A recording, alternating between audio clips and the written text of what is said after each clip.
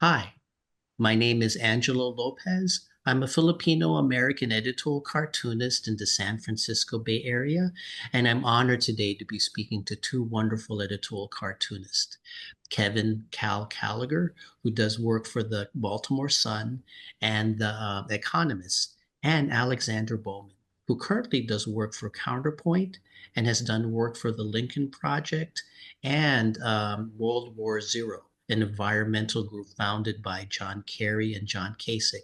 And I just heard that Alex has a possible new opportunity coming up. So if you want to talk about that right now. Sure, absolutely. And I am honored to get to talk about this. I want to talk about Cal's, Holter, career. As well. I'm just peanuts. But I just got a contract in my email a couple hours ago, after a informational interview slash job interview yesterday, with Kagel Cartoons, the syndicate for editorial illustration. And there's a lot about this gig that I think is coming at a really interesting and timely moment in my, burgeoning career. And it's comes down to a lot of questions that I think we're already going to be at the heart of our discussion today about how to appeal to audiences who have said we don't want political content. We're tired of Trump. We're tired of, as Daryl Cagle said it yesterday, we're tired of donkeys in suits and elephants in suits. We just want laughs about, without naming cartoons, a cartoon about like Santa needing Ozempic that was like the most popular on the website in the last month or something like that. I have been interested in for a long time in how to make entertaining content that also has some kind of educational or moral value, like broccoli brownie content, which is what I like Yeah. to call it. And so this feels like it's centering that very challenge. So I'm so excited to jump in and see how I can make that as useful to myself and my readers. That's a fun phrase as possible. So thank you for asking. Oh, sure. Okay. Well, okay. Well, before we begin our talk, I do want to thank Cal especially. Cal is the reason I'm doing these talks and stuff.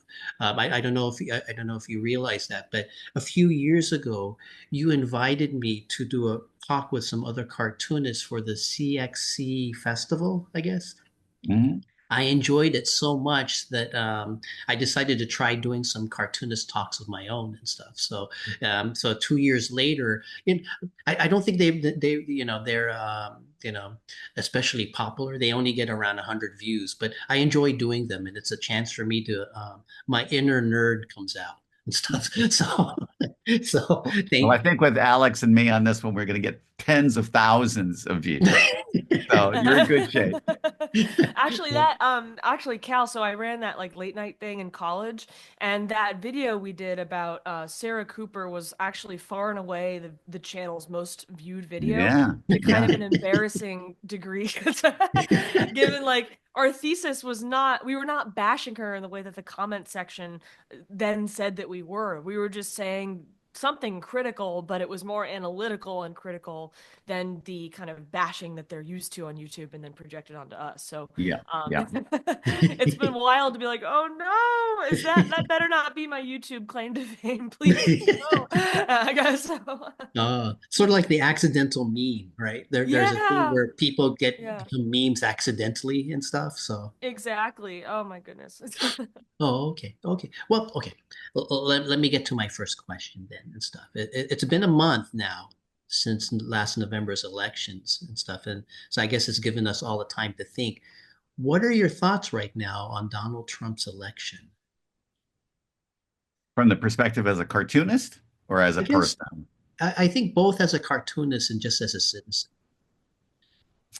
Well, the interesting challenge. Well, let me back up by saying the last time I had a situation like this was back in 1988, I think it was, when Margaret Thatcher. I was working in the UK at the time. Margaret Thatcher had just won her third term in office, and at that moment, everybody in the criticism business, whether you're a writer or on TV or cartoonist, just had to throw your hands up in the air because this is crazy. We've said everything that we could possibly say, and things haven't changed. So what do we do? And then 2 years later, she was out of office because she overreached and she didn't get a good reading of the country and so on. Now, Donald Trump can't be out of office in 2 years, but midterm elections can be quite important and valuable. So what happens is at the beginning, when where we sit now, 5 weeks out from him taking office, it's easy to think like, I just can't. This is just madness. No one's paying attention. I'm talking into the ether. Nobody, because nobody's paying attention. Why am I even bothering to do this? But it's important to realize that this is also maybe the most important time of your life to be involved in this kind of business. Now, true, fewer and fewer people on newspapers may be reading what you're doing because there's fewer and fewer consumers there.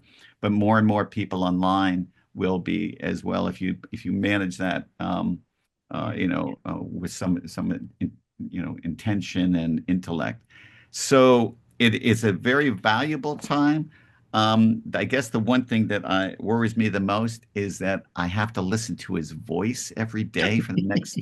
His voice drives me nuts, and so that's kind of the biggest pain professionally, I think. Yeah. Yeah. Something I've thought about a lot over the last few years is how boring a lot of the satire of Trump got. And I think a big reason for that is that, and it's become less of a like industry secret now, but because of how crazy he's been and how long he's been around in our lives. It's hard to satirize something that is already at an extreme. It's hard to take the extreme to an extreme and say something about it that he's not already saying in his actions. And so I think the more that cartoonists can just show what he is or comment on the impact rather than the man, I think the more new things we can be saying. Orange man bad jokes, man, wow, what a crude person jokes. I Yeah. don't know what else there is to say on that will actually make a difference. Obviously, we can point it out. We should be pointing it out. We should have the "this is not normal" posted on our fridge, but that's not going to be doing much. So, I think a good way to actually try to actually make a difference, point it out with some kind of impact at the end of the day, is to talk about not just him, but to zoom out to think about what's the impact more broadly, and what can we be doing about it, and if he's not going to change, how can we get the supporters to change? And that was what I was told at the Lincoln Project, by the way. It's it's fine now because it's over, I can say it, but my editor, when I was doing stuff for the newsletter, got in trouble from his boss once for letting me draw an elephant. And the reason for that I was told, was the Lincoln Project did not want the moderate right folks that they were marketing towards to feel like they were at fault. We were to paint them as victims who were swindled. That was the Yeah. strategy. Yeah. And so I wasn't supposed to draw a rhinoceros, like a rhino either. Yeah. Nothing. They were the poor, sad victims who had been lied to and genuinely put their belief in this man, who had been wronged. And like everyone there knew they were stupid because everyone felt the same way. And the jokes were right. Like the top six guys were former Republicans, and then the staff was all like little libs, right? That was how it worked. They were 100% right. But that's something I think we need to be thinking about as well, during this process, is how can we potentially reach those people, maybe by being using lines of reasoning that make us a little bit uncomfortable, as long as they potentially bring people around. Obviously, that's a very slippery slope, but I think that might be a good method. Yeah. So Yeah, I you're think what thinking, Alex does say some really interesting things there. It's such a special place right now because on one hand, you want to be able to convince people on who are on the more on the right hand of the center. You want to connect with everybody if you can, but those voices that are paying attention or willing to listen seem to be getting smaller and smaller. And so that as Alex is also venturing out into this maddening world and trying to make these connections, one of the things is like she said was, you can't do the conventional cartoons that have been done thus far. Again, it's going to be boring, tedious, been there, done that. So now we got to find a way to reinvent ourselves. But also when you're in the position of being a cartoonist, you think, okay, who's my audience? Because on one hand, you want to, depending on the publication you're in, of course, be able to reach a broad swath and hopefully engage people from both sides. But on the other hand, there is, if you're doing cartoons that are critical Trump, of which, I'm going to say a lion's share of the cartoons are, that you're also addressing those people that didn't vote for him, which was half the country, and they are going to cheer you on, where you're kind of building hope with those folks. And the Yeah. problem is that they like the strident cartoons that bash him, but Yeah. then that doesn't work on the other side. So you have to find, a balance or some, if you are, if you're going to do 5 cartoons a week, maybe you do one serious bashing Trump and the other one's a little bit more subtle. I have discovered, I remember when I first arrived to the United States back in 1988 and doing cartoons, that I was told by a senior editor that the scalpel was much better than the sledgehammer. And that he then named some cartoonists that, just beat a very heavy drum day in, day out. And then people just get tone deaf by it.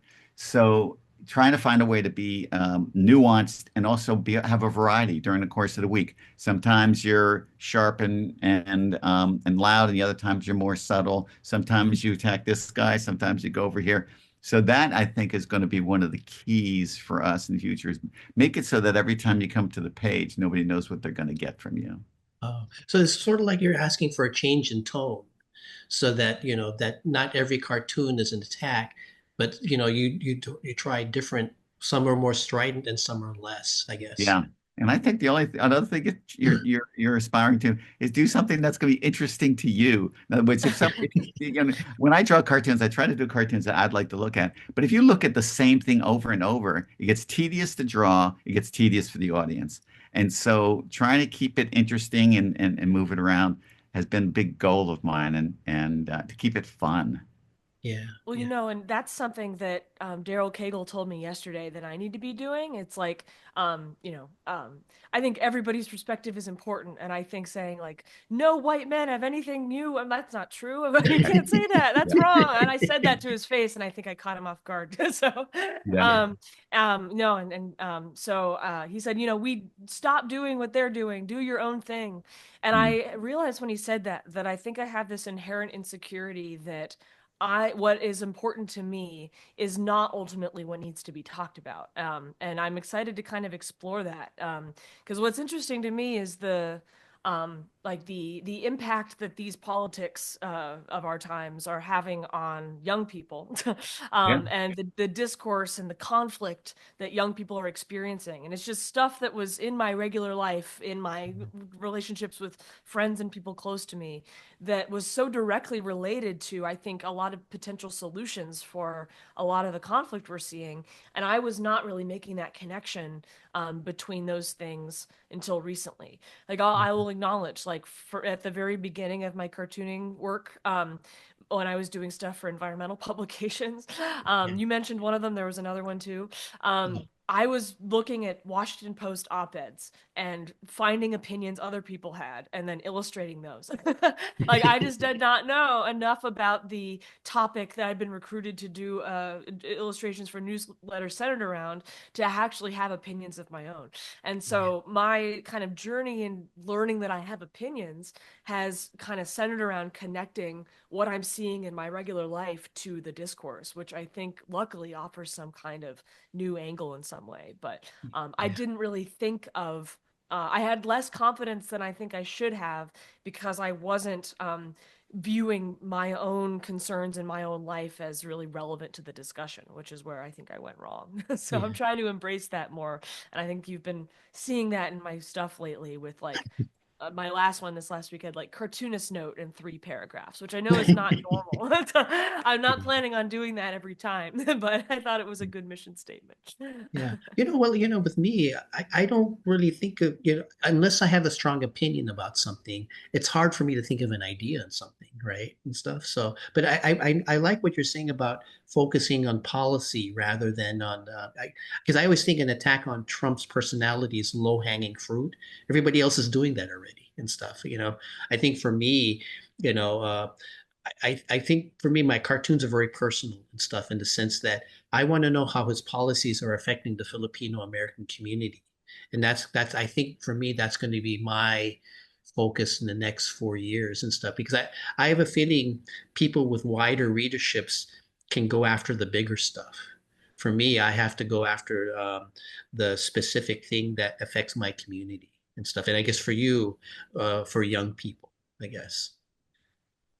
Yeah, young people and like my I was raised never Trumpy, to put a label on a political perspective.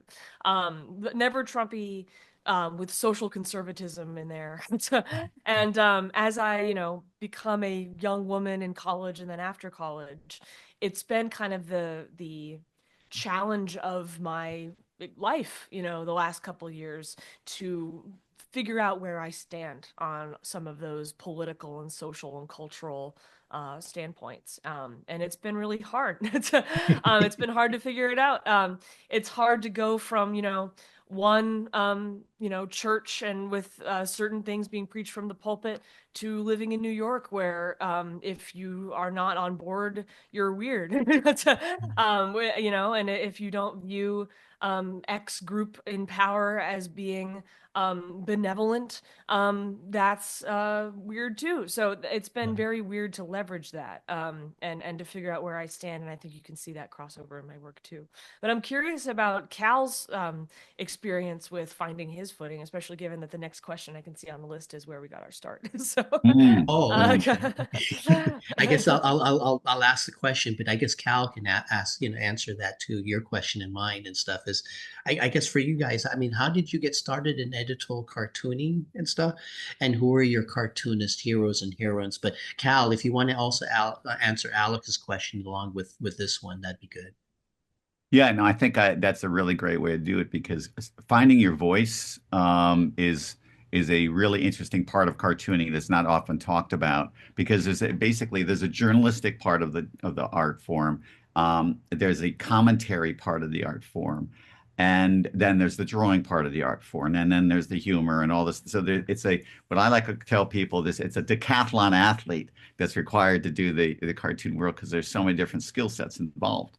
And so, but it's that opinion part that is a bit that is hard, particularly at the beginning, because if you're around as long as I have, I'm now in my 48th year of doing cartoons like this, that you get an accumulated wisdom, or at least you'd like to think you have some wisdom from seeing things, seeing lots of things from different angles, um, and maybe even having gone through iterations of your opinion yourself over time and then you maybe can comment on these things with a little more authority because you just think you've got a lot more background.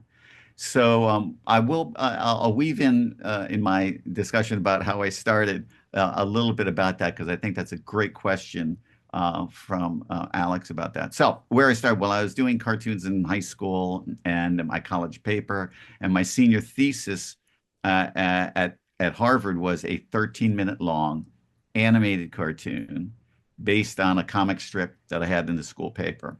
And so it was this massive undertaking.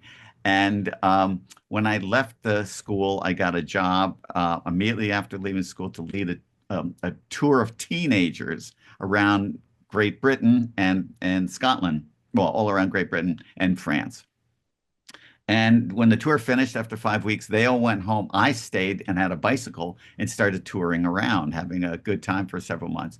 And then I got an invitation that sent to me. There was a letter that chased me around Ireland, invited me to play for the Brighton Bears, a basketball club. Each team was allowed to have two foreigners. They were looking for one, and they said, "Well, there's a guy on a bicycle in Ireland. You can find him. You can have him." And I did. I played semi-pro basketball for 3 years. But during that time, early in the first season, the team was having financial difficulties. So I started to go to London looking for cartoon jobs. And I had portfolio with head animation, but I had gag cartoons and caricatures and things like that. And I used to do caricatures in the streets too in London and so on. But anyways, my first job was from The Economist. As crazy as it sounds, is my first job. I went in there, happened to be looking for somebody, and but I'll also just tell you a funny story and how I got that job with The Economist is that I go into their offices and I show them some caricatures, and the editor says, "Why don't you leave them here with me, and I'll show them around, and call me next Tuesday." So next Tuesday, I call them, and they said, "Oh, well, you know what? These are all caricatures I did of Harvard professors." And they said, "Well, you're not going to believe this, but one of the husbands here used to teach at other Harvard. This guy he's the head of the Harvard Club of Great Britain. Another guy was so all these freaking Harvard stuff, right?" And they said, "What we'd like you to do is come in for a 1 day trial on tomorrow, Wednesday." I said, "Okay, that sounds great." So Tuesday night, we had basketball practice. And I remember at the practices used to end at 10 and the pub would close at 10:30. So the fastest we'd run all night would be from the gym to the pub to get a couple of pints, right? And so, I'm sitting around with my lads and I'm saying, "Guys, you got to help me. I don't know anything about British politics and I'm going to The Economist tomorrow." And they shake their head and they said, "Oh man, this looks like a hopeless thing." So they say, "But what you can do is go home tonight, and they have a show called Newsnight, which was like Nightline was here in the U.S." And they said, "Turn that on, maybe you'll learn something." Yeah. So I go back to this flat, turn on Newsnight, and they are interviewing the Chancellor of the Exchequer in the UK, who's like the number two in the government. He's a chief financial officer kind of thing.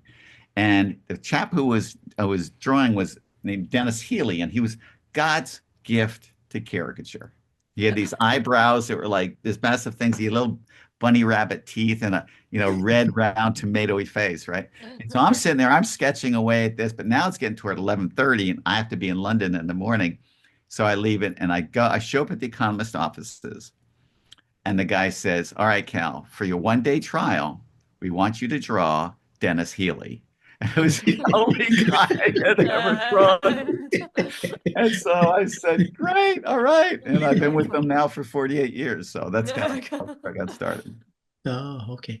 Yeah, yeah, I was looking on your Wikipedia as you were saying that, and I got to Yeah. look at a photo of the guy. Yeah. That's Yeah. awesome. Yeah. He was really something. In fact, in the back here on my wall, I've got that cartoon, that first cartoon about Dennis Healy's on the wall here. Oh my Yeah. gosh. Yeah. That's yeah. But to return to what we originally said, Alex, was okay, how do you get this accumulated enough knowledge and enough confidence that people should be paying attention to you is an right. interesting thing. And it's a bit of a journey.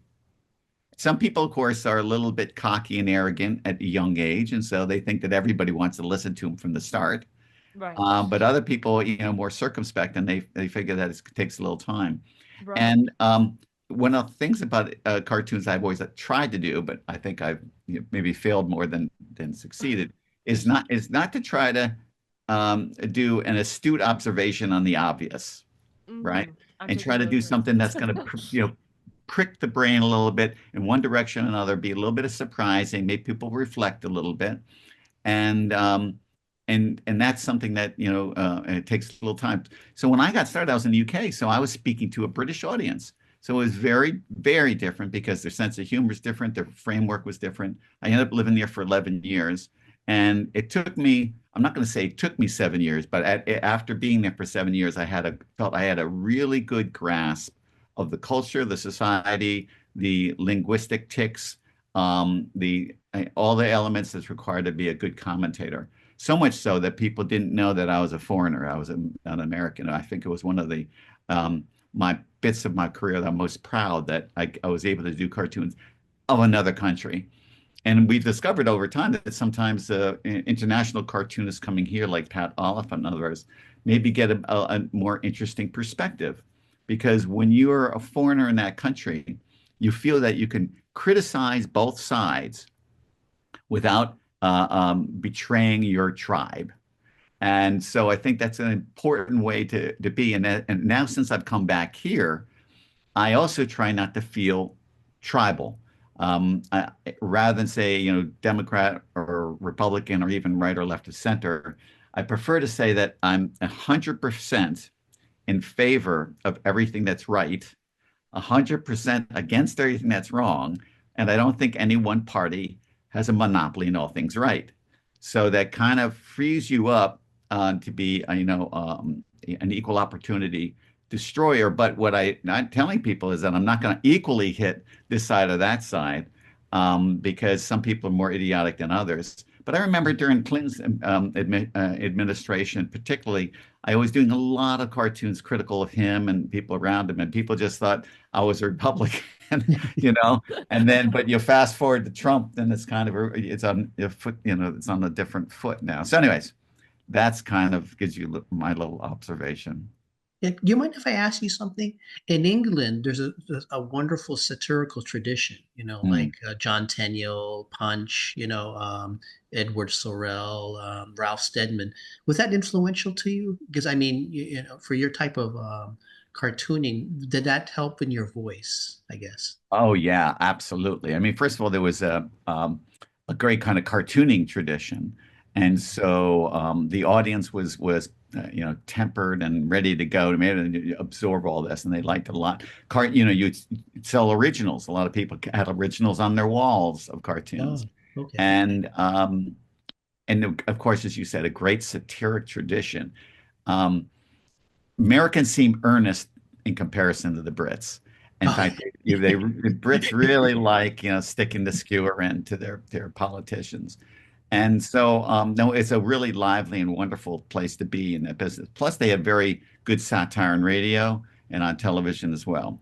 So it was a great place. And then the other thing that distinguishes the UK from the US is that London is both the political capital, the entertainment capital, and the financial capital of a major country. So imagine it's like LA, Washington, New York, all mixed in one place. So there's all this critical mass of talent and people investigating and delving in the kind of same area. So there's a lot of crossover. You'd meet people, you go to events, you just run into people on the train that happen to be, in the same field as you and some things like uh, that. So it was a great place to sort of cut my teeth. oh, okay. Yeah, I'm just wondering because Alex was wondering about how to get your vision. Yeah, I always think that our heroes give us a pathway and how we find our own vision, the people who Yeah. influence us and stuff. So, yeah. Yeah, yeah, it does. Yeah, it does. I guess there's also times, Alex, that as you do when you're doing lots of cartoons, you're trying and you're failing and trying and trying and trying, and then finally I got times where I was saying something and it was against what most of the people are saying, and then you turned out to be right, and I thought, see, I know what I'm talking about here. It's like, Good. so yeah, that can kind of happen. I mean, a Well, small example, the first Iraq War, when George H.W. Bush wanted to go in there and say this was we're trying to save people. It was all about freedom. It had nothing to do about oil. And then the second war, other Bush goes in there. But in both times, in that run up to it, there is this great surge of patriotism that had been stirred up by supporters of the election of the invasion. And I was the whole time yelling, "Says this is stupid! No, no, no, no, no!" And then when it all failed, you go, "What did I tell you?" So, anyways, Yeah. So, Alex, how did you Sure, sure. Well, it's kind of a wacky story. So, my mom was an artist. I was already drawing quite a bit by the time that I got to college. I did an AP portfolio in high school. I drew a lot for like an online young audience. And then I got to the Georgetown newspaper. And I was a news writer. And then the varsity blues scandal happened where like people bought their way into schools all over the country. And the cartoonist at the time when I was there was one of Georgetown's two people whose parents bought their way in. There was a girl and a boy, and the girl was like fully on board, fully knew about it the whole time.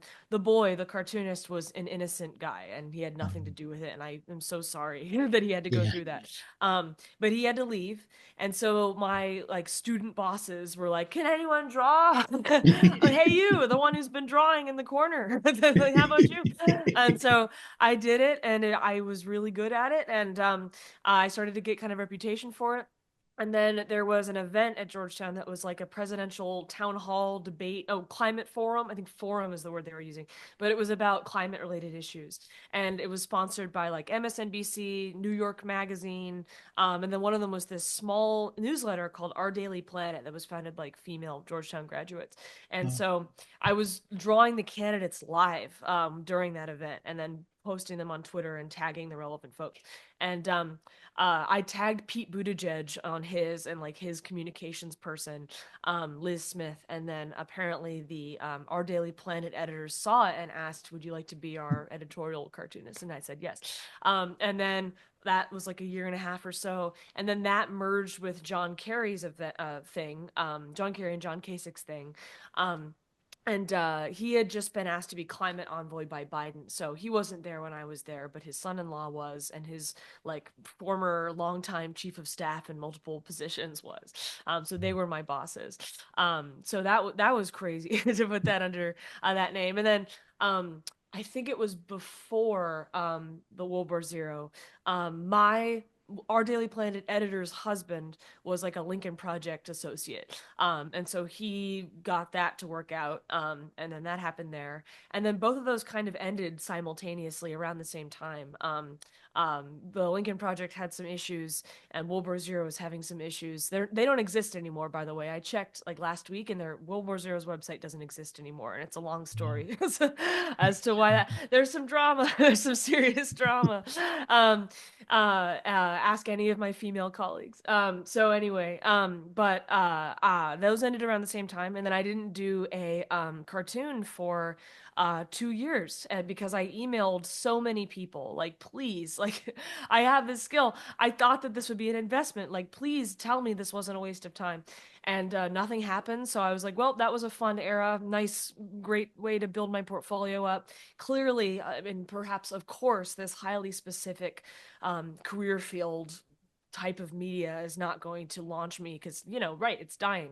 That's part of the narrative, is that this field is dying. Of course, why am I surprised? So I didn't do anything for 2 years. And then like AAEC president, or some position like that, I should know. Kevin Necessary emails me one day and he's like, what are you doing in September? I think this is May this year. What are you doing in September this year? And I'm like, well, probably moving to New York. Why?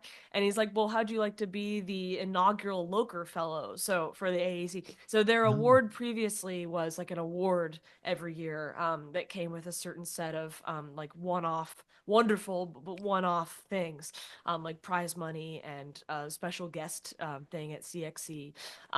But this time, they were trying to really adjust that award to the needs of people rising in the industry. And yeah. so what that looked like was, they're like, here's all the things that the previous Loker awardees got. And also, what can we do for you? How can we help you? And I said, job, please. Because what I've discovered is that awards and resume bullets and even money are simply means to getting a job. They're means to getting more venues to publish your work. So I was like, let's skip all that, or keep that, please. And then, but also add the job. They coordinated with Counterpoint for me to work there. So I've been doing that for a couple months now, maybe 3 or 4 months. And Kal, you're with Counterpoint too. so, I've been doing that, and there's been a nice little Slack server where cartoonists of all stripes will give each other feedback. It's been super weird to see like liberals commenting over very conservative cartoons, like hilarious. I'm like, I didn't know we were allowed to say that. I'm not sure I agree, but that's cool that we have unity. That's really nice. Yeah. So that's been going on. But something that I said during that special guest thing, to the point of the question on top of what I've already said, was I did this talk at CXC while being a special guest through the Looker Award at Cartoonist Crossroads Columbus, at Cartoon Crossroads Columbus. I keep making that mistake. Kevin and I were on there together, and he asked me, like, what can young people do to get started, especially given dying industry, limited demand. People don't really know what a political cartoon is sometimes running publications. That's how sad it is. And I said, based on my experience with writing these things and making these things for newsletters, it's like, look for places, and I'm eager to hear Kal's feedback on this. Maybe this is bad advice, but look for places that publish opinions. They don't need to be opinions that are political cartoons specifically, because they're probably not going to be.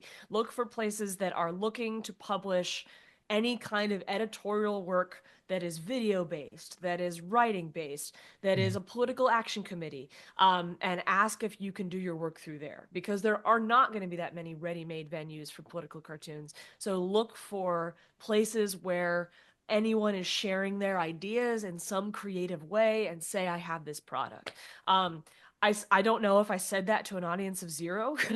I don't know the interests of the people who are in that room at the Billy Ireland Museum at that talk, but that would be my advice. And it's representative of how I think I got started. No. And I think that's really good advice. I think that's Thank you. when we go from here, there's it's going to be a challenge for anyone who wants to enter this field. But I've been watching Alex for a while, and she's the kind of one who can make this happen. And it's because um, you have to be able to deliver goods, true, but you also have to basically be in a marketing exercise of trying to find new places, new venues, new opportunities. You have to sell yourself. I had to do all that when I was at the beginning.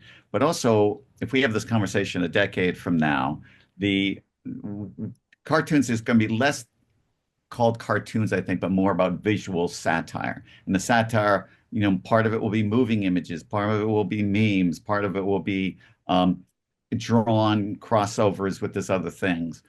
And so the world that Alex is entering is going to be a really interesting, diverse, greatly challenging, but I think rewarding. And there won't be that many people doing special stuff like Alex will be doing. So I wish her the best of luck. But this is the curious thing about this business is that so many industries and businesses have been altered by the web, and some people have survived and flourished, and other people have withered away into nothing. And in order to deal with that transition, you have to be smart, you have to be quick on your feet. You can't rely on what everybody else has been doing up to now. So that's what's going to be, I think, a central part of what happens next. But satire is going to stick around, and satire is is going to grow. I mean, there's more satire now than 20 years ago. The web is good for that, and so if you're in the business of being able to be a good storyteller in pictures that involve satire, I think that you'll be marketable. Yeah. Yeah, I have a question later about that. How do you both think editorial cartoons will evolve and stuff? But actually, I don't know if I still need to ask that. It seems like sounds like you Well, guys already answered. I was gonna Cal's thought made me think of something, and this is I think a concern I expressed to Daryl Cagle yesterday. Well, he said like, look, you're the first woman with experience who has ever asked to work for me. And in the 24-year history, I'm like, oh, I'm 24, and he's like, never say that again. So he asked me like, please draw things from the woman's perspective. And part of me was like, I don't know, Right. it's not everything I say is going to be representing like what I think maybe you think is the woman's perspective, but That's right. it's going to be Yeah. from a woman's perspective, but it's not going to all be about abortion. Right. So, Yeah. you know, from a woman's perspective, he wants me to make stuff from that, from a young person's perspective, and then whatever is unique and authentic to me. And he said that's what his editors have been asking him for. And both of us, him and me, are concerned that despite asking for that for apparently a very long time, that they still won't publish me because it's not what their readers are used to. So I think part of that comes down to whether the editors are fully aware of what their audiences want. And I need to, because I only had this call with him yesterday, I need to better understand what kind of papers are subscribed to him and what their audiences want too. He's said to push for apolitical work with a slightly political angle where it's there if you look for it, but not to maybe use explicit political imagery in conveying those things. So I'm interested, Kal, in your thoughts on what the best way to do that embedding work is, and whether it's actually possible to make that kind of impact when you're limited by what people actually publish. And this was another point, like, and Angela, you mentioned like how should we evolve? And Yeah. I'm thinking about how how can I adjust, and how can I change to what the industry wants from me, and Yeah. given even the variety of audiences that I'm going to have to market to. Well, I don't know what really is going to happen with this syndicate thing, but at Yeah. least so far, and my experiences where both gigs I had kind of suddenly shut down because basically, long story, John Kerry was not there and the leadership wasn't the best. And then the Lincoln Project had some issues that were related to, essentially their main reason for existing going away when Biden was elected. I am there to support existing trends. I rely on forces outside my control to have a job in the first place. I'm not sure I can adjust to you talk about what I want to talk about or to make my work authentic to me. I'm not sure that I can do that, and I'm not sure I am going to have time to adjust as well. So I'm trying to worry about both of those things simultaneously. Yeah. I think I have to do more kind of feeding the beast than I want to in order to stay afloat. And so Well, I'm that's trying part to of figure one out of how the to do both of those things. Yeah, that's one of the questions I was asking. I guess I'll ask it now since this is everybody's talking about it. But I'm wondering though, with editorial cartoonists evolving, you're dealing with issues that all of us are going to have to figure out and stuff if we want to still be editorial, or whether even we want to be called editorial cartoonists. Cal was saying how we'll start being called visual satirists instead. But I'm always wondering during this transition, what are we gaining and stuff, and what are we losing? Because um, as we switch from newspapers to more online stuff, because I'm wondering, do we need to be in a niche or do we need to feed the beast and stuff? Like for me as a Filipino American cartoonist, I want to still communicate to a Filipino American audience, but now that I'm not in a newspaper, how do I do that and stuff? I haven't figured. The questions you're having, I'm sort of having a similar question as what's my identity now? Now that I don't have that built-in Filipino American audience, I'm in cartooning for peace now, but they're asking me to do stuff on France, on European affairs, and I really don't know much about it. So, like Yeah. for me, it's tough for me to do. Every week, I get an email saying, "Do something on France, do something on what's happening in Europe or what's happening in the Middle East." I feel like I'm playing catch up, whereas I used to focus on the Filipino American community in the Philippines. Now if I want to continue to do cartoons for various sites, I have to expand and stuff and evolve. So I have similar questions as you, and I don't have the answers and stuff. So Cal, you, what's the answer? Fountain of Please, wisdom. Cal, please. Please. Well, I think that, everyone's in their own kind of particular position, right? Issues that they're confronting. And in the end of the day, we all want to get paid, right? This is all company, so we can do all the cartoons we want, just spouting into the airwaves, get on our soapbox and say whatever we want. But to get somebody to pay you, you have to think about the prospects here. So one is, I think, Angela, you said you can get very specific again to a certain kind of audience, and there are some, large, small audiences that you can go, and they might be willing to bring somebody who is an articulate commentator and also liven up their site visually. If you can do that, that's really great. But then then the other one where it seems like there's more opportunities, or at least more potential for money, is when if you're going after the big market, across the line. But that gets into the messy area when there was a time when strident conversation between groups was more acceptable. But now nobody wants to get into that game because if they publish one thing, it's going to piss off the other folks, and they're going to be really loud and feel entitled to hurl all sorts of abuse at the other side. And that doesn't really help anything. It makes your prospects a little bit harder.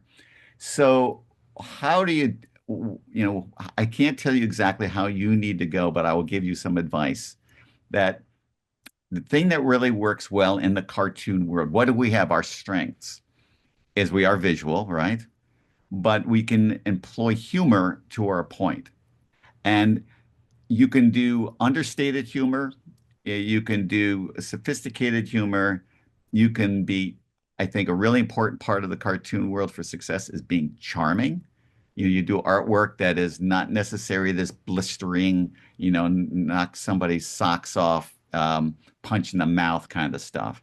Occasionally that's good, because we have a great sense of doing something bold, interesting, memorable, single images. But charm goes a long way. And the same thing in conversations we have with our friends.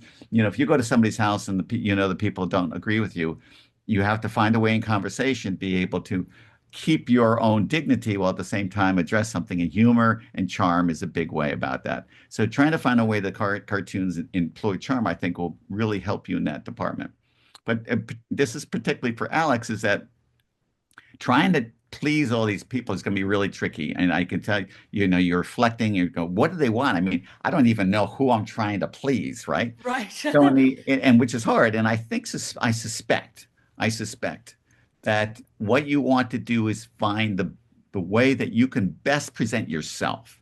Mm. And because in the end of the day, it's got to be about you, and hopefully that will sell. I mean, I think I mentioned this before. I always try to make cartoons that I would like to see, and so you want to do something that has all of the qualities, but it does also mean that you have the possibility to deliver the best of yourself.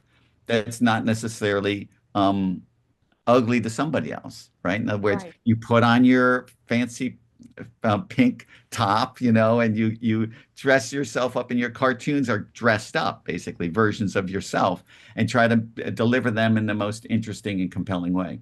And the other thing Right. is that one of the things about cartoons is that you do one today, you got another one to do tomorrow. So you can experiment, and you're gonna experiment and sometimes get it and not get it. Over the course of time, give yourself 50 cartoons, give yourself 100 cartoons when you start to Right. get into your stride. It's going to be really hard from the beginning to be able, to hit a grand slam on the opening pitch. But I think that, as long as you're aspiring to grow and change and experiment, I think you'll be on the right path. Yeah. Thank you. Well, oh, sorry. Oh no, no. I was just going to say that I kind of I'm different than Cal in the sense that I don't know if I got paid for doing cartoons for the Philippine News Today, but I mainly worked as in a library worker. So doing cartoons was something I did on the side. So I don't think I'll be very helpful for you, but I think for me, when I did a weekly for the Philippine News Today, and I don't know if Cal had this experience, but when I was doing cartoons, I would go through streaks where I liked my cartoons, and then I go through streaks where I hated my cartoons. And so, like in a year of 52 cartoons, I would like maybe 26 of them Yeah. and stuff. But I think the thing is, when I did a bad cartoon, I know the next week I'd have another chance and Yeah. stuff. But I go through streaks. I don't know why, but every year it's the same thing. I'll go through 3, 4, or 5 weeks where I do cartoons I like, and then I'll go through a couple of weeks where I cringe when it Yeah. gets published and Yeah. stuff. I don't know if that's Yeah. your experience, Cal, but that's sort Oh of yeah. No, it's definitely my experience. You go back, but the idea, like I played basketball my whole life. I played, starting in the UK and that sort of thing. If I decided that when I missed a shot that my career was over, that I would have gone anywhere. I mean, you miss at least half your shots, right? And in fact, you probably miss more, but everyone's a learning opportunity. And the same thing with the cartoons is that every cartoon we do is really almost like a practice for the next one. And so there's going to be some that we're going to fail, or we think that's going to be great in our heads, and then we draw it out. It's nothing like that. It came out like that we had hoped. And but you just got to harness that, and you got to try to move on. But it's still hard.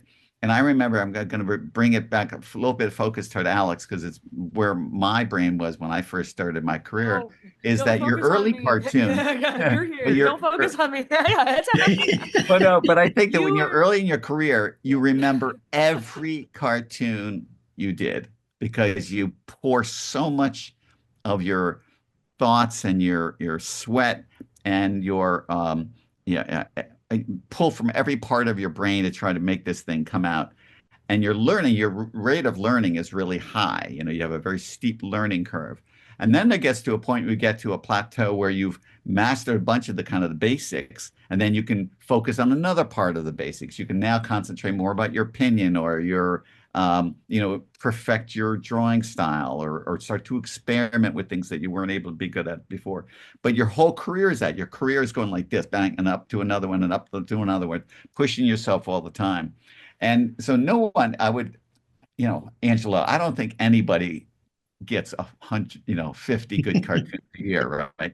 Yeah. Um, I would think that in a business where, I would think I was producing about 250 cartoons a year, right? If 15 or 20 of them were good, and you kind of expect people to have that ratio, because if you're, 1 out of 10 is good, you got 25, and that's a Pulitzer entry. So sometimes I always thought that you enter for the Pulitzer, it doesn't mean you're the best cartoonist. It just means that, you had a few that you knocked out of the park. But I judge the way that a success of a cartoonist, or the ones that I respect, are ones that can, get on base every day. Yeah. You might get on with a bunt single, but you get on base, right? And that you're basically trying to get a minimally professional standard every time you come out. And then when there's a really good pitch that comes at bat, you can do something good with it. So and then you get better all the time. So when I look back at my work, I'm better than I was 5 years ago, Mhm. because I'm still dealing with those issues of trying to improve. Yeah. Um, but then I look back and I see a bunch of my cartoons that were not really great. I'm glad that the web wasn't around then, because I would have been smeared by people because they were so bad. But then I see a lot of stuff that was really good and clever, and it makes me realize that I kind of had been on the right path. Yeah, yeah. So, okay. Yeah, I'm looking at the time. I want to make sure that because Alex has another cartoon podcast to go to. I'll promote Jim Morsey. He's a cartoonist for the Colorado Sun, and he's done a cartoonist podcast called Politics Inc. That's a wonderful podcast. So, Well, sorry. mine isn't for another hour, so I booked it very much on purpose. Don't feel rushed. I don't know what the plan was, but Okay. I please don't feel Okay. rushed on my account. Oh no, but I want to make sure you make that one too. So, but so let me ask the next question and stuff. So Cal, you do work for both an American newspaper, the Baltimore Sun, and The Economist. And I noticed in the last election, while the United States turned to the right, England turned to the left. Now, for both of you, do you think Donald Trump's election was signified that America is turning to the right, or do you think his election's more about an anti-incumbent sentiment? Well, the anti-incumbent all across the world, there's been a anti-elite, anti-incumbent sentiment, which I think comes from a little bit from a rebound after the pandemic, because during the pandemic, governments were spending lots of money to try to keep the society afloat, but then they created a lot of debts. And then also we had, supply chain issues afterwards, and there was pent-up demand when it kind of left. So the economies went up and then they went down, and everybody's opinions of their leaders and of their lives was not good, and so they're taking it out on whoever was in charge of the country, with the exception of Great Britain. But a part of the reason why the left took over there was that the Tories had a 19% approval rating because they've been so bad for a couple of decades. So Was that a result of Brexit too, or the Brexit consequence? and one thing after another, scandal, scandal, scandal, scandal, right? And so it's there's been a lot of anti-elite, anti-incumbent stuff going on around the world, and even with that, if Donald Trump hadn't run, if another Republican hadn't won, they would have won by 10 points more. I mean, that's just kind of how strong the feeling was. But Donald Trump, being that he had such a lot of negatives working with him, he made it close. Okay. Do you agree with that, Alex? Or, I mean, what are your thoughts on that and stuff? Do you think it's a shift or? Um, Well, I think we kind of got schooled in we being the liberal media industrial complex kind of got schooled on our ability to make accurate shift assessments in Yeah. the last couple years. Um, I My general thinking is that each side is moving further to the extreme. But I struggle based on the election results to think of to confidently assert myself on more nuance than that. I think the secret Trump vote is real. Where people claim one thing in public or they don't really talk about it in public and then they go and vote for him later on. Um, I think that sect is real. I was wrong about where Gen Z was going. I'm a Gen Zer. Like I thought that in general, the Gen Z was solidly at least on the left, maybe center left, with a lot of people on the far left. And I've seen numerous articles from Washington Post places like that about how Gen Z showed a marked move to the right. So I repeatedly like my instincts and like MSNBC's instincts about these trends, instincts and research and findings about these are wrong according to election results. So generally, I think what we've seen from those election results is that each side's going further to the extreme, which I think that's the ultimate test, right, of where Um, people are going. It kind of eliminates the relevance of most other polls and assessments, but I'm just tempted to just point to that to look for an understanding. oh, okay. Yeah. I didn't know what to make of it and stuff. I I saw that and I thought, "Oh, that's strange and stuff." But, I guess there is an anti-incumbent feeling all over the world. But I was scared when I found out that Trump won. I thought, oh, crap, America's turning to the right and what that means for like minorities and immigrants and such and stuff. But yeah, I'm hoping it's anti-incumbent and not a turn to the right, but I really don't know. So, but That's okay. possible. I mean, look what happened in 2020. Yeah. And a way I've heard that expressed is because of COVID. Yeah, ultimately that's an anti-incumbent thing. It's like, oh, well, the guy in charge must be responsible for the Yeah. current economy, which is a proven false assessment. I maybe that's it too. We'll have to wait a couple more elections to see, but I think that's certainly possible and probably likely. Okay. Okay. So I guess the answer is more we just have to wait and see. Yeah. It's a muddled thing because there is definitely elements of the right, of the extreme right that's feeling more animated now. They feel they got permission to be more visible than ever before. So that can give the illusion possibly that things are turning much more to the right than anybody would think. Um, but you also could, piece together a pretty straightforward argument of how all of this, democracy could unravel really quickly, and we'd have a civil war in our hands. I mean, nobody would even discuss this 4 or 5 years ago. Now it seemed to be a possibility.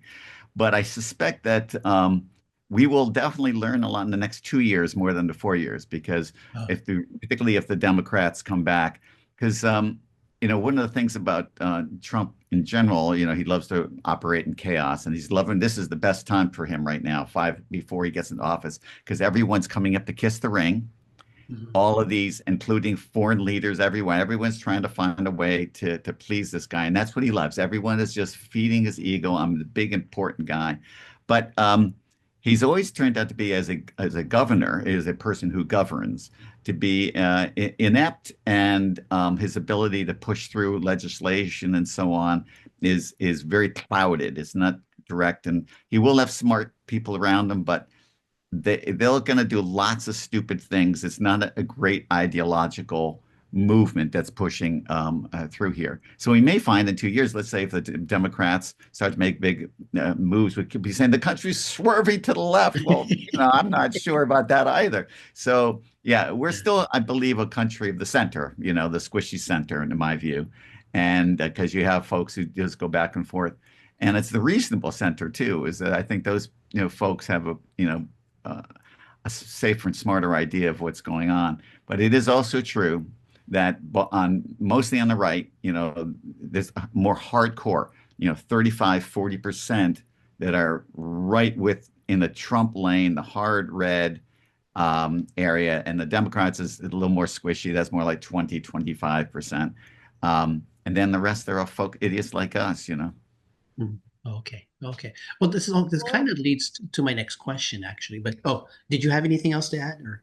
oh, I guess to briefly add on to what Cal said, like I think yes, we're in the center, but who is we? I think the majority of the American voting public. It's probably, but while the center maybe will gradually, pendulum around the center, but gradually, but mostly stay around the center, damage will be done to further the extremes and hurt marginalized people in the meantime. So yes, we're in the center, but it's not like we're just holding static while everything else stays the same in the middle. Yeah. Okay. Terrible things are happening while we stay in the center too. Yeah, that's right. And lasting damage can be done to important institutions that will take a generation to recover. Yeah. Okay. Mhm. Well, this sort of leads to my next question. Alex, you worked for the Lincoln Project for a while, and so I'm kind of wondering from your experience, do you think we can actually reach Trump voters and find common ground? And for both of you, do you think we can bridge some of these divides and stuff? I mean, you both seem to have a lot of confidence about the center holding and stuff, but I'm wondering. I know with me, there's the national level about the political divides, but for me there's a personal divide because even though I'm liberal, I used to have conservative friends. And a lot of those friendships became very strained and it was painful because they used to be good friends and stuff. So I'm wondering, do you both have any, I mean, first for Alex, I mean, from your experience, do you think, and I guess for both of you, is there hope to kind of bridge those divides? Oh, and I appreciate the first. I wanted to mention, like, this was originally just Cal's episode, and then Angelo's and I's schedules happened to Oh, connect so that I This is invaded fine. I'm Cal's loving episode. this. I hate no, when no, no. people look at me the whole I'm sort time. I of love We I'm having both Alex alternating. here. killed. I'm alternating between Cal and you just to try to keep an even talk. But Thank you. I appreciate both of your insights and stuff because Thank you. I actually don't know and stuff. I'm the questions I'm asking you, I have no idea, and stuff. And I would love to have other people's input who might have more insight than I do. Mm. Mm, yeah. Well, based on how I've seen people on the right and on the left react to cartoons, well, let's keep it confined to cartoons at least for now, from people on the other side, is like, well, you're just dressing up as somebody who believes what I think. I know where you really stand. Therefore, none of your arguments are worth listening to. And that's a tough one. That's a Yeah. tough one to get past. I think that's might be more common than we might like. I think a lot of folks have, because of that, tarnished their image in the eyes of people who desperately need to be reached. So I think it's up to new voices to jump in and try to paint themselves in such a way that makes them appealing to the groups whose attention they want. That unfortunately means that a lot of existing experienced minds in discourse can't really play a role in doing some of that most active work. I'm sure they can play some supporting role or channel the discourse in such a way that makes it possible for those action people to have a say. I'm thinking about Pete Buttigieg. Like he is allied with like the center left, and he's going on Fox News, and at least in the way that the left is painting it in my little neck of the woods, he's actually having an impact, and some people who are watching Fox News are listening to him. So people like him, I think, are who we need more of, who have not allied themselves with with an extreme or with a hard criticism of the group they want to speak to, who are especially good at that compassionate bipartisan asterisk kind of speech. So I think it's possible if we find messengers like that. No, is it also, does he have an advantage because he comes from the Midwest? Because Probably. it I bet seems that's a like a big lot of part. Trump supporters were from those working class communities that got really hurt from outsourcing and globalization. I did a talk with two cartoonists from that. I don't know if my theory is right, but I'm wondering if you're going to find a voice, it's going to be from the Midwest. I think that's probably a big part of it. There's probably cultural nuances there that lots of folks can't even recognize that are like quiet Oh, Midwest dog whistles, probably. okay. Yeah, I'm just curious because I'm from California. I don't Uh, know and stuff. So yeah, Cal, do you yeah. agree with that, or I mean, do you from your experience with Thatcher? Because I know her during her time, it was a deeply polarized England and stuff. Mm, mm, mm. Does the when it de-escalated, does that offer lessons for us here in the U.S. or? I don't really know. That's a really good question. I don't really know. I think in the end of the day, you think about what is what is a power a cartoonist has? Because even if you do cartoons that are, mildly interesting to someone who you disagree with, what is it, right? Our cartoons have any, do we have any power, right? And the way I consider it is that cartoons are like a speck of sand in a sandstorm, which in large amounts can wear away mountains. Yeah. But also, if that speck of sand gets into the eye of your target, it can be a real pain in the neck, right? So it's a funny thing. You have this kind of potential. So the idea is well, can somebody? It would have to be somebody who can regularly, have their voice appreciated. Um, and I think that I guess there's a prospect of doing it, but it's harder in cartoons because cartoons tend to be a little more strident. But the Yeah. advantage we have is because we're visual and people can only take some 10 seconds to read, they're willing to give you a shot, particularly if you've proven to be kind of interesting and stuff in the past. So when we started up Counterpoint, which is probably like 4 or 5 years ago now, Oh, you it was helped me and start a it? couple other You guys. don't just Yeah, work there, you also helped start it? yeah, that's right. It was right at the What? beginning. We Oh we my gosh. yeah I we gotta talk. it was a fun Hi, thing. boss. Yeah, I gotta talk. We got few of us cartoonists were invited up to the fancy home of this moneyed guy who was interested in finding a way to communicate across the party lines, and we came up with this idea of cartoons from each side. The cartoonists also putting in a few words of their own reflection on the subjects. And it seems to me that you would like to hope that that could happen and reach the other side. But I'm finding that maybe this election more than any other, the prospect to reach the hardened views of either side is getting much, much harder.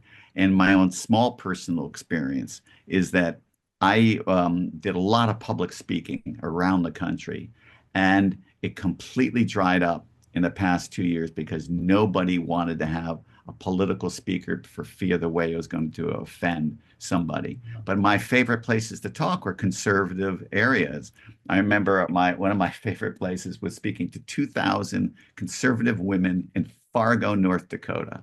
Oh And Oh my it wow. was just a splendid opportunity because Mike, it would surprise people because I do show cartoons where I was hitting around all sides, but I was also making the key point that for us and political cartoons specifically, freedom of the expression is the core element that allows us to survive. And freedom of expression has only been present in this country for a virtual nanosecond of the Yeah. entire time that humans have been on this planet. And there's not that many places around the world that have this. So something that we've got, we have here in the US, we want to cherish it, we want to embrace it, even if it hurts a little bit because there's somebody that disagrees with you.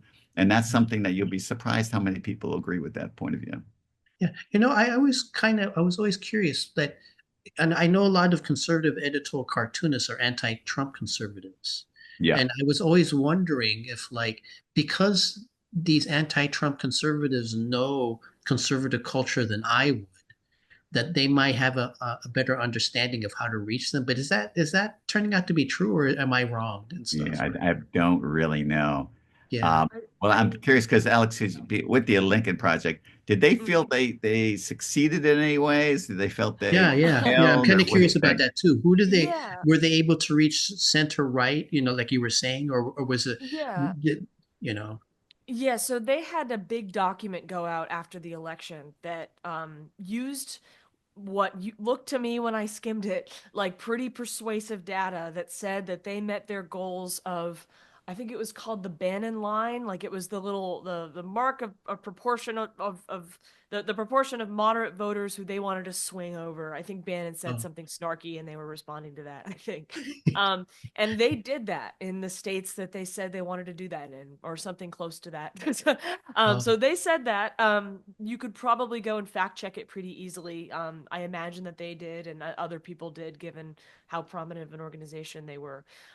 So they said they did. They were not as effective this time around. I think a lot of that came to the leadership issues, but yeah, they said they did. oh, Right. okay. Okay. Yeah, they said they did. You can look at the document that's probably out there still from Mm. before. Okay, So sure. Okay. yeah. Well, here, let me ask. This is about Satire Can Save Us All, which is a wonderful podcast and stuff. Um, were you the one who founded it? Satire Can Save Us All?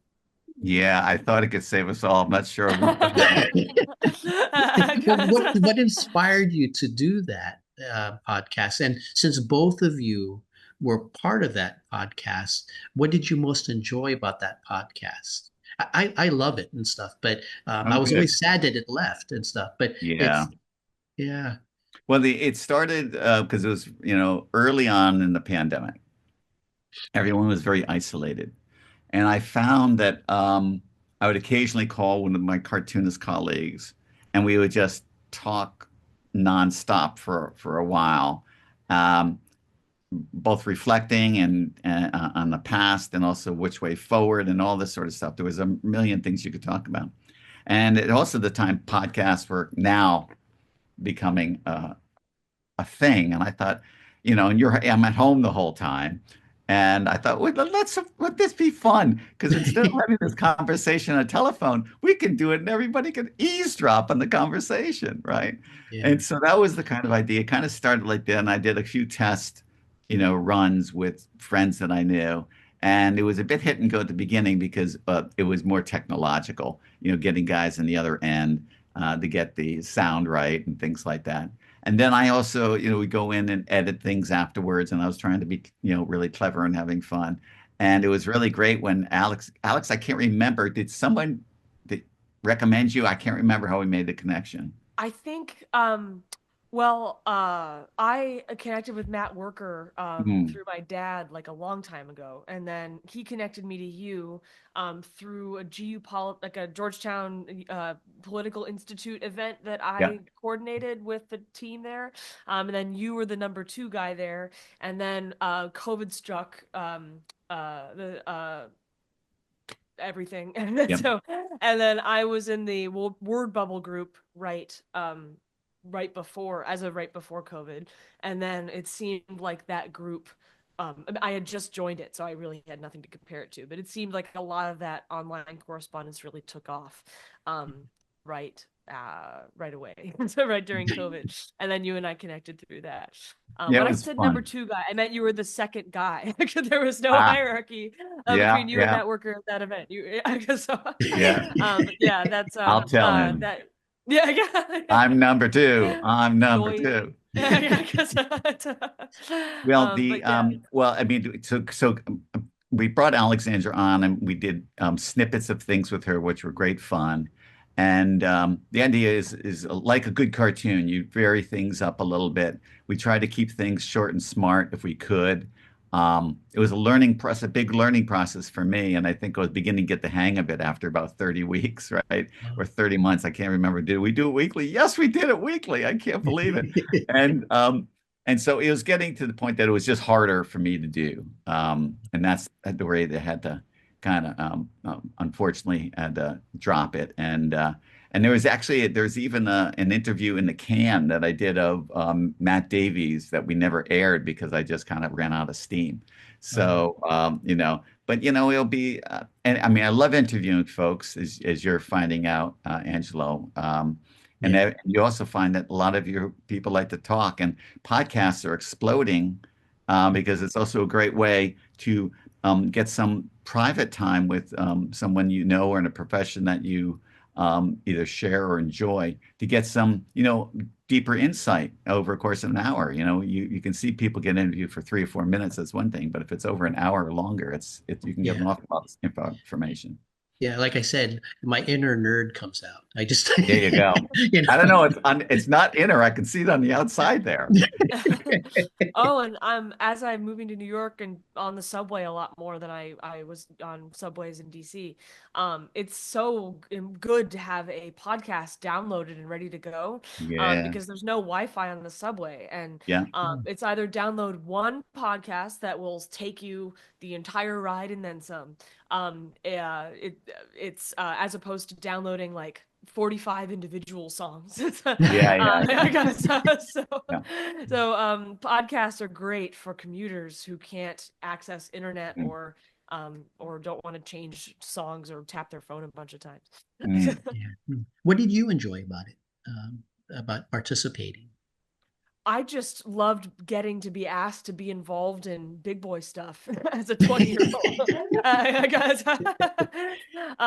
it was such a pleasure to be connected with Kal, and I still view Kal as the best or in the business, and I viewed him then as like that plus a god, and I still think you're but I'm the number two guy. yes, and to be asked to be like the satire correspondent, which was my Yeah. little title at the time, for like my professional hero whose work my mom had held up to me and pointed at the dinner table and said, "You ever want to do something useful with your cartoons and put your donkeys in suits and have them say things?" This is the I guy. guess Yeah. that was incredible, and to I kind of experiment with other multimedia opinion expressing venues was a great just mental exercise then at the time as well.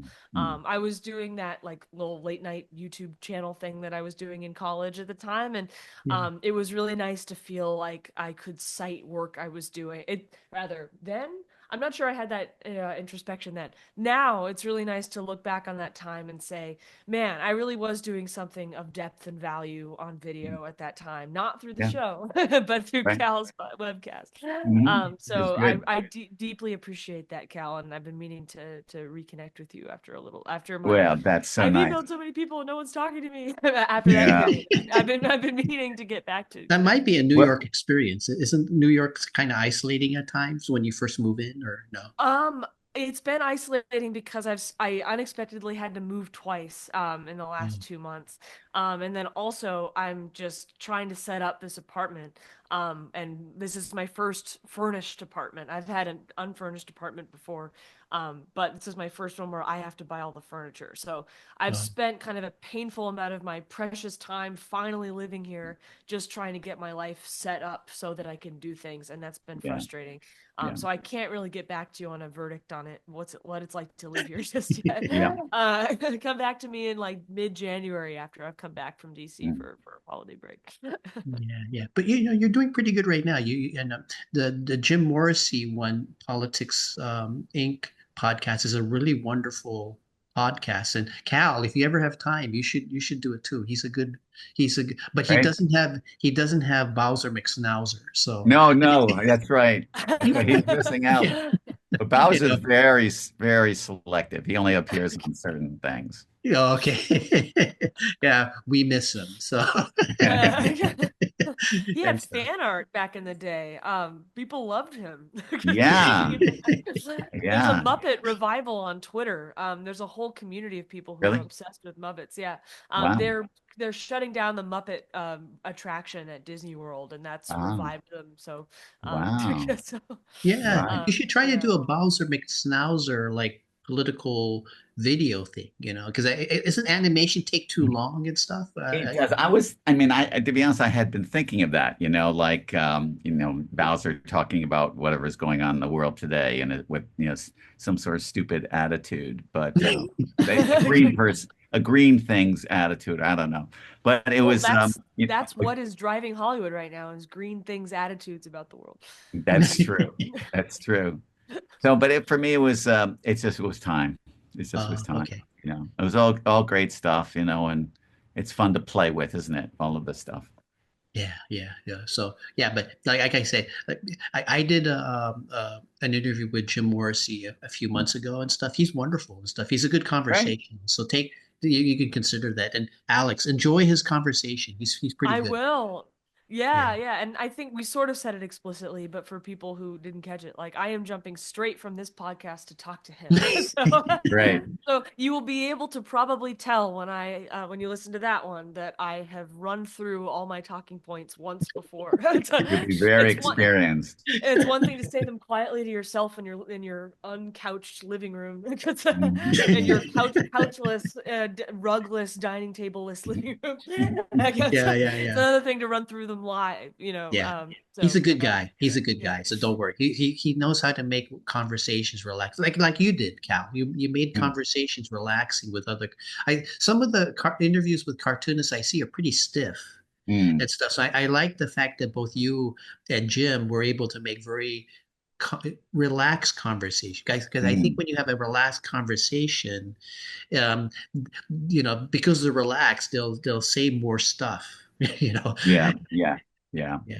Yeah, well, I really thoroughly enjoyed it, and I was telling you earlier, just as we're going on live here, was one of my favorite moments in the creation of this wonderful set of podcasts was I think it was the last episode or penultimate one where I did one on the great cartoonist Jeff McNelly, who had died. It was his 20th anniversary of his death. Yeah. And most people now don't even know who this guy was, but he was this dominant king-like feature for a few decades in the U.S. and many of the cartoonists emulated him. His style has penetrated the whole Yeah. world, and he was also a delightful and amazing character and completely facile with the pen and would draw all the time and had this mountain of cartoons and so on. So, anyways, I had the great experience of interviewing his widow and brother and then other famous cartoonists, and they all had these amazing stories. But one of my favorite bits was Mike Peters, who they were best buddies. Mike Peters is a very animated guy, doing like this. And we had to teach him how to use a phone as a camera to be able to record because we were recording and cutting something together, right? And Oh. so he'll be telling me a story. And while he's telling the story, he's moving his hands so the camera is going all over the place. They're trying to find like a snippet in there where we had him still and that wasn't upside down. Yeah. Keeping the story was very difficult. Oh, okay. Yeah. So remember, Alex, if you become animated and stuff, make sure you can be seen. Well, the way to do that is just to back up. Yeah, that's right. That's right. Oh, okay. Okay. Well, to make sure you get to Jim's thing on time, let me ask my last question and stuff. So you might have touched upon this in previous answers, but I wanted to know, what role do you want your editorial cartoons to play in the second Donald Trump administration? And for both of you, what influence do you think American editorial cartoonists or cartoons still have? Mm, I guess when I'm thinking of that, decades ago, Herblock was able to confront Joe McCarthy and mm, stuff, right? And stuff. Now, all these years later and stuff, I've been hearing that editorial cartoonists still have a strong influence on local issues and stuff. mm, mm. You know, what influence do they still have, and what role do you want your cartoons to play? I think in the beginning of our talk, you actually kind of mentioned it, but if you want to repeat and stuff or not. Sure. In an effort for Cal's word to be the last word. When people have asked me that question with regard to my cartooning work as well as like my broader goals as a creative person, I found myself unable or recently able, but so far struggling to differentiate between what I actually want and what I think is possible. And that's been a huge source of like anxiety, procrastination, feeling like it's not worth it, feeling like, why bother spending all this time and precious professional years when you're supposed to be laying seeds if it's probably not going to happen. Those kinds of questions. And at least recently, and I have to thank, Kevin Necessary for inviting me back in to, get this award and back into that world, and things are actually happening in it in a huge way. And that I was about to leave everything entirely. So I really appreciate him doing that. Since then, thanks to him inviting me back in, I've really been trying to think about what I actually want. And I've really struggled to make decisions about that, because I am not, or have not been, somebody who just gives up or thinks that something is not worth doing, so I don't do it. It took a lot of disappointment for me to get to that point where I felt like it wasn't worth it. I was like the optimistic Disney princess character who just eventually was like, I can't do this to myself anymore. Like that line you see on LinkedIn, like, it doesn't hurt to send your application in. What's the problem? It's like, well, if you do it 100 times for years, it's actually going to hurt a lot. So I stopped doing that. That kind of implanted that idea in me that, I think I should stop looking for what I want and look at what's possible. And that might have been the right move for the time. I don't want to tell people flat out that one attitude is the right one for them to have in a particular moment. But I know that seeing what paths there might be to things I really want. So essentially a merging of those two goals actually has been a really important tool for me recently. So to your point, like, what do I want to use my work to do? Selfishly, I'd really like to hone my voice and hone my voice in such a way that not only reflects what I want to say, and I think I'm coming to that point, but also hone my voice in a way where it's starting to really draw people in, and become popular. And that's not a selfish thing, and completely, that's also I really don't want to be a tree falling in a forest with no people in it. I would really like to have some people who are affected by this, and newspaper syndication is either the perfect way or completely wrong way to go about doing this. And I'm eager to hear your thoughts on that. But those are my selfish goals and somewhat unselfish goals for the new year. I want to start with getting the audience. And I think once I have that, I can be hubristic enough to hope to have some kind of impact on the discourse. So yeah. I think the what you're saying, Alex, about contributing to the discourse is kind of your best possible hope. You can't say you're gonna change anybody's mind. You just want to be in participate in the conversation, and do have rather large megaphones, and you just wanted your voice to get heard and be entertained. I think one of the guys who was discussing this in the Jeff McNelly conversation, I think they said, is that you want to be a piece of furniture in their brain that you have to walk around in order to make a connection from one idea to another. Oh, totally. So that's the kind of one thing. So I'd also like to think, I mean, there's kind of three places where you could, be able to find my work. Baltimore Sun, very local U.S. audience, but a shrinking newspaper. The Economist, which is a booming international publication. And then there is online, where whether it's a variety of different social media and other people who are picking up stuff and reusing and so on. And then the last one, I just do hope that you're fomenting conversation. I get people to think and reflect, and that becomes an ecosystem by itself. And cartoons have a great way of kind of grabbing people's attention. So you can hope for that. For the Baltimore Sun, an audience that's getting older, people who've been reading me for several decades. And at the end of the day, you're kind of preaching to the converted, but you want to give them a good show. That's what you're kind of hoping for, and that or do what you've always done and do the best you can possibly do. For The Economist, this is a really interesting time. The world right now is very complicated and probably the most dangerous that it has been in my lifetime. And so you're in the middle of a conversation about this and hopefully can capture some of the big complex issues that are going around in a concise enough way that it will, resonate with so many people. And I'm always pleased when I have, several international, publications or TV shows or whatever reproducing my cartoons because they somehow capture something central. And the other thing is that The Economist, when they endorsed Kamala for president, and when they wrote their editorial for that, they they said specifically that they were talking to those Republican voters or readers that they had, and many of them were, kings of industry and that sort of thing, and made the case on why it wasn't in their interest to have Trump. And it was very specific. And so when I'm doing cartoons for The Economist, I do, a bunch of US related stuff.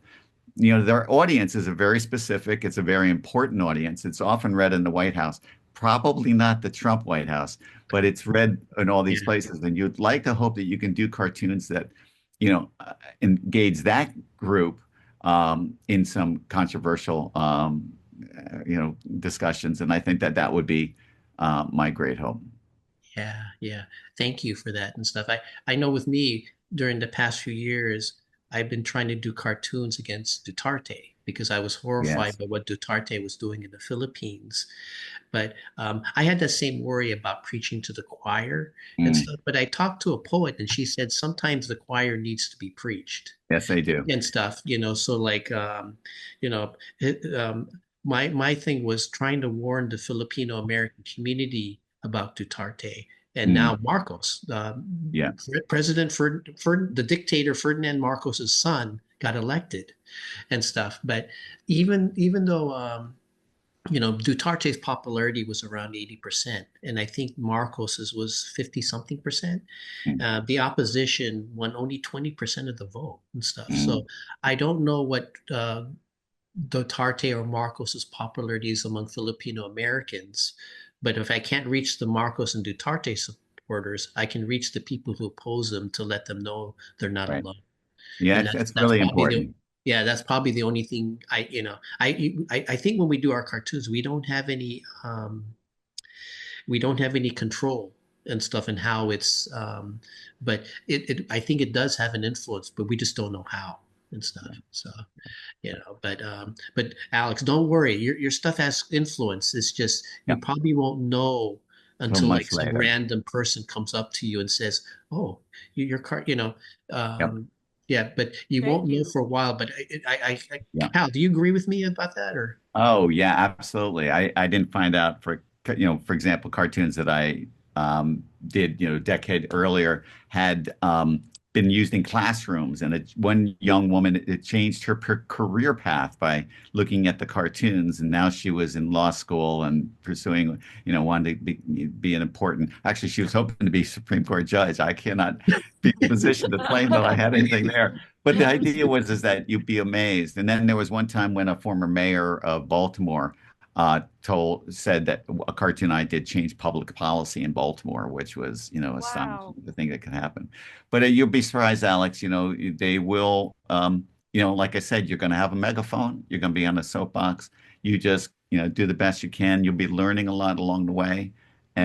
and you're just the person to do it. yeah, Thank you. Well, I you mean, use your power wisely. So thank you. Thank you. Thank you. And something that I'm kind of working on and navigating while trying to figure out what success should mean to me is well, my day job is private educator. So private educational consultant, which is fancy word for tutor with a couple contracts with various firms oh in yeah, humanities subjects.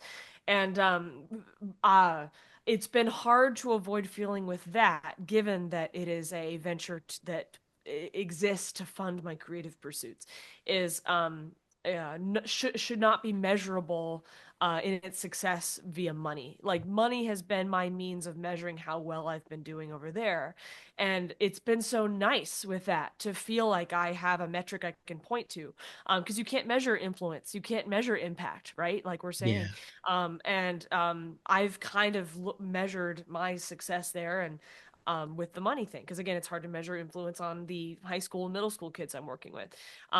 So part of me, in response to what you're saying, goes, oh, well, the way I'll measure the influence with the cartoons, which will be this. I'm not getting any money from Counterpoint, by the way. So this will Right. be the first, the Kegel zero. I got prize money from the local award, nothing from Counterpoint.